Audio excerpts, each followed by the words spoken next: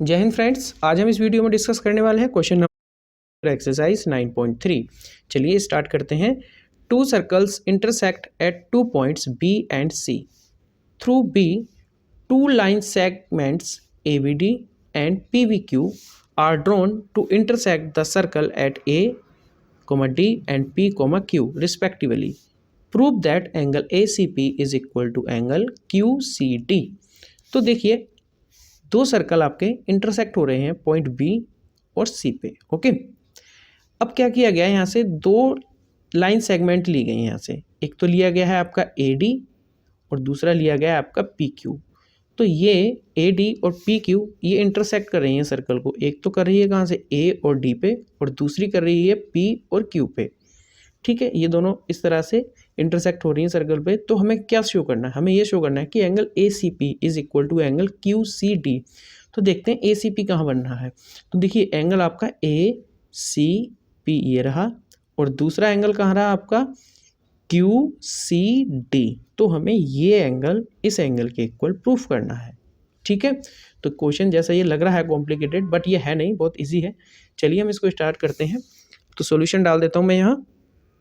Okay, तो सबसे पहले हमें क्या लिखना है, जो हमें गिवन है। ठीक है ना, तो गिवन हमें क्या क्या है कि भाई AB, AD और PQ आपके दो लाइन सेगमेंट हैं और ये इंटरसेक्ट हो रहे हैं। तो ये ऑलरेडी क्वेश्चन में गिवन है, बट हम यहाँ लिखेंगे इसको तो काफ़ी बड़ा हो जाएगा। तो फटाफट हम क्या लिख देते हैं जो हमें प्रूफ करना है। ठीक है ना, तो टू प्रूफ हमें क्या प्रूफ करना है कि angle ACP is equal to angle QCD। Okay, ये हमें प्रूफ करना है। ठीक हो गया, तो अब हम प्रूफ डाल देते हैं डायरेक्ट यहाँ से। ठीक हो गया, मैंने यहाँ प्रूफ डाल दिया है। अब देखो यहाँ से क्या होगा। अब हमें ये एंगल इस एंगल के इक्वल करना है। तो ध्यान से सुनो जरा, अगर मैं यहाँ से इसको ज्वाइन कर दूँ तो क्या होगा। देखो, मैं यहाँ से इसको ज्वाइन कर देता हूँ थोड़ी देर के लिए, तब आपको थोड़ा अच्छे से समझ में आने लगेगी ये चीज़ कि मैं क्या कहना चाह रहा हूँ। देखिए, ये यहाँ से ज्वाइन हो गया। अब देखो, ये जो AP है वो आपकी एक, जो AP है वो आपकी क्या है, आर्क हो गई। तो ये जो आर्क है, अब देखो ये एंगल बना रही है यहाँ से, ये एंगल बना यहाँ से, और फिर यही एंगल ये यहाँ बना रही है ये। ठीक है ना, तो ये दोनों एंगल इक्वल हो जाएंगे क्योंकि ये सेम सेगमेंट में है। तो यहाँ से हम बोल सकते हैं कि angle ACP is equal to angle, कौन सा हो जाएगा ये, देखिए ABP। कौन सा हो जाएगा ये, ABP।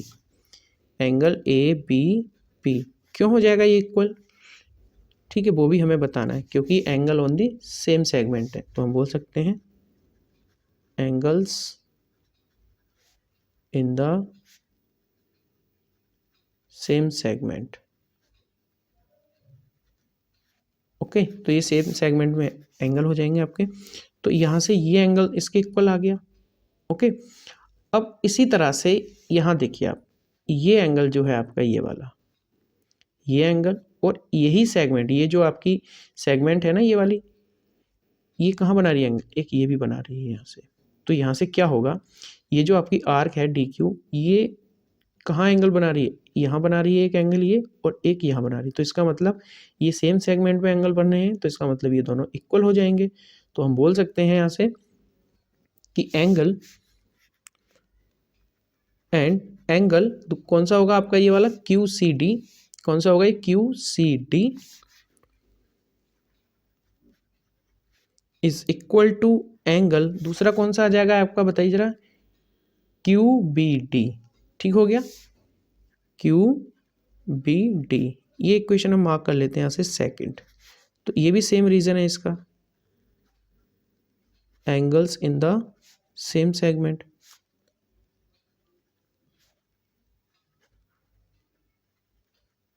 ठीक हो गया, तो यहाँ से हो जाएगा। अब देखिए यहाँ से ये दो इक्वेशन हो गई। अब आप देखिए यहाँ ध्यान से देखो, एक लाइन सेगमेंट आपकी ये है, एक लाइन सेगमेंट आपकी ये है, ये दोनों इंटरसेक्ट हो रही है यहाँ। तो ये जो एंगल बन रहे हैं ये दोनों क्या हो जाएंगे, वर्टिकली अपोजिट एंगल हो जाएंगे। तो ये भी इक्वल हो जाएंगे। तो हम यहाँ से बोल सकते हैं कि angle ABP, angle B P is equal to कौन सा एंगल होगा यहाँ से बताइए जरा, Q B D, angle Q B D, ये इक्वेशन आएगी आपकी थर्ड। और ये एंगल क्यों इक्वल है ये हमें बताना है, क्यों है ये इक्वल, क्योंकि ये आपके वर्टिकली अपोजिट एंगल है।